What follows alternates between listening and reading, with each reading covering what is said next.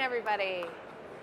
My name's Katie Weeks. I'm the editor-in-chief of Hanley EcoBuilding platform. It includes EcoStructure Magazine, EcoHome Magazine, and EcoBuildingPulse.com. And I'm here with Valerie Walsh of Walsh Sustainability Group, and we're going to talk about greenwashing today. Well, hi, Valerie. Welcome to the show. Welcome to Architect Live. Thank you. So I think it's really appropriate that we're talking about greenwashing in the middle of the trade show floor. It's a great location to bring it up. And given your history as one of the earliest evaluators of green products, I wanted to ask you, what's your bird's eye view of where we are now in terms of greenwashing? Well, we've come a long way, but we're not there yet. Okay. I would say we probably have a more sophisticated version of greenwashing now. We used to be looking at manufacturers making claims with nature logos and vague terms like eco-friendly and non-toxic that were very broad and nearly impossible to substantiate. And now we have a much more savvy market, and we have many more sources of regulation and codes, and that is helping to enforce or keep manufacturers' claims honest. Okay. So one example of how far we've come are that comes to mind is the FTC Green Guides. And they've recently updated those to add new sections that are appropriate now as the market's developed with things that we want to know now. We want to know, and we want to know the science behind it. We want to know made with renewable energy. What does that mean? And What does that mean? Show me, prove it. And we want to hear more about non-toxic, and we want to hear more about carbon offsets. So claims have to have substantiation now. Right. I think that's been a really interesting shift in the dialogue over the past few years, to see people wanting more of that detail and elevating that level of dialogue. Where do you see this all heading? Seeing that it has evolved, what do you think are the next levels and the driving forces going forward?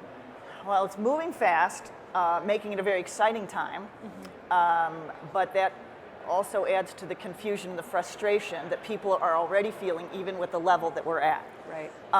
But where we're heading is, in a word, more transparency and more comprehensive disclosures. Okay. So I think we're going to start seeing more environmental product declarations, or EPDs, and the market is wanting to see, asking deeper questions, wanting to know more about the environmental impacts of a product for the full cycle. So EPDs include life cycle analysis, or LCA, Right. And we want to know the impact of extracting that material, of producing it, of what happens end of life, what are the impacts on the atmosphere, the global warming potential, impacts on water and groundwater and acidification and ozone and smog. And these are things that we used to only be asking about. What are the VOC levels?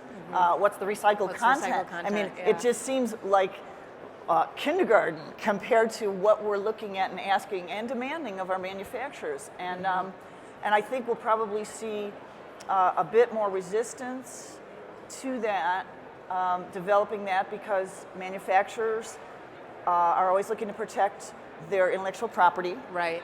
and proprietary ingredients. Yep. And it costs a bundle. Yeah, that's definitely been a discussion point that I've been hearing at conferences over the past few months, is people are asking for more information, and how do they create almost a partnership, that it's not an us versus them, the building professionals versus the manufacturers, and that we want to know all your trade secrets. It's we just want to have this dialogue and back and forth, and we're not trying to expose what you're putting in all your products or judging you on it necessarily, but just want to have that conversation, which I think is really, really interesting. Exactly, and that brings up a good point. The thing that surprised me most about delving into EPDs is that you don't have to be achieving certain levels of anything at certain levels of EPDs. It's a what's so. It's a snapshot in time. It's just a declaration. It's a here's what we do. Here's what's in the products. And it could be horrible. It could be a horrible green report.